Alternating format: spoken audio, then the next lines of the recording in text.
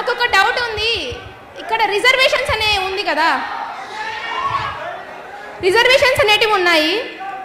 ఫ్రెండ్షిప్కి, love మ్యారేజెస్కి caste feeling ఏంది? చదువుకునేటప్పుడు, jobs వచ్చేటప్పుడు రిజర్వేషన్స్ అంటున్నారు.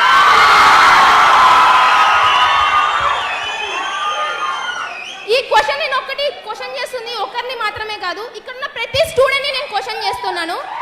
ఫ్రెండ్షిప్ చేసేటప్పుడు నో క్యాస్ట్ అన్నారు, లవ్ చేసేటప్పుడు నో క్యాస్ట్ అన్నారు, లవ్ మ్యారేజ్ చేసేసుకున్నప్పుడు ఫ్రెండ్స్ ఉన్నారా, మాకు క్యాస్ట్ ఫీలింగ్ లేదు అన్నారు. అదే ఒక ఓసీ స్టూడెంట్ ఎగ్జామ్ ఫీజు కట్టలేక, జాబ్ల కాడ అప్లికేషన్ ఫీజులు లేక బయట నిలబడిన రోజులు చాలా ఉన్నాయి సార్. ఒక ఓసీ స్టూడెంట్ కి జాబులు లేక బయట ఉంటున్నారు కేవలం రిజర్వేషన్స్ వలన. ఆ రిజర్వేషన్స్ ఎందుకు? ఇంకో క్వశ్చన్, ఇండియా ఇప్పటికే డెవలపింగ్ కంట్రీగా ఉంది, ఎందుకు? ప్రతి ఒక్క గవర్నమెంట్ సెక్టార్స్లలో రిజర్వేషన్ అనేది ఖచ్చితంగా ఉంది. ఓసీ స్టూడెంట్స్ కి 1000 రూపీస్ అప్లికేషన్ ఫీ ఉంటాయి కదా, అదర్ క్యాస్ట్ వాళ్ళకి 250-300 రూపీస్ ఉంది. ఏ ఓసీల పేదవాళ్ళు లేరా? మేము కొన్ని బ్యాక్వర్డ్ ఎకనామీ, మాకు రైట్స్ ఉన్నాయి గవర్నమెంట్ జాబ్స్ తెచ్చుకునేకి, కానీ మాకు ఎందుకు ఇవ్వడం లేదు?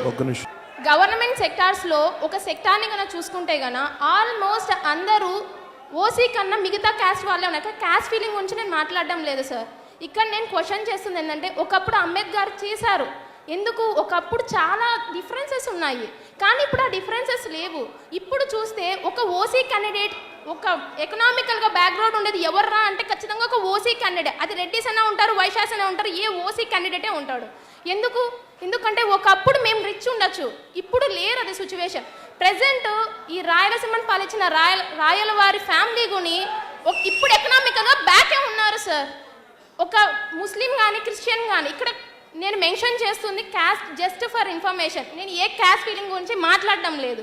కానీ ఇప్పుడు ప్రతి ఒక్క స్కూల్స్లో కానీ బుక్స్ అనేది ప్రొవైడ్ చేస్తున్నారు. అట్లీస్ట్ బుక్కులు కూడా రిజర్వేషన్ ఏంటి సార్? చదువు అనేది ప్రతి ఒక్కరికి ఈక్వలే కదా. అట్లాంటప్పుడు ఇక్కడ ఎందుకు రిజర్వేషన్స్ నాకు అర్థం కావట్లేదు. ఒక గవర్నమెంట్ సెక్టార్లో తీసుకుంటే కన్నా, ఒక గవర్నమెంట్ సెక్టార్లో జస్ట్ ఫర్ ఒక పై అథారిటీ పీపుల్ చూసుకుంటే మోస్ట్లీ చాలా మంది బ్యాక్వర్డ్ కాస్ట్ వాళ్ళే ఉంటారు. ఎందుకు మీకే వస్తున్నాయి జాబ్స్ అంటే వీఆర్ ఫ్రమ్ రిజర్వేషన్. అది రిజర్వేషన్ అనేది గర్వంగా చెప్పుకుంటున్నారు, మాకు ఎందుకు రిజర్వేషన్స్ లేవు సార్? నిజంగా చెప్పాలంటే నేను ఒక B Tech final year student sir. Srinivasa institution నుంచి వచ్చాము.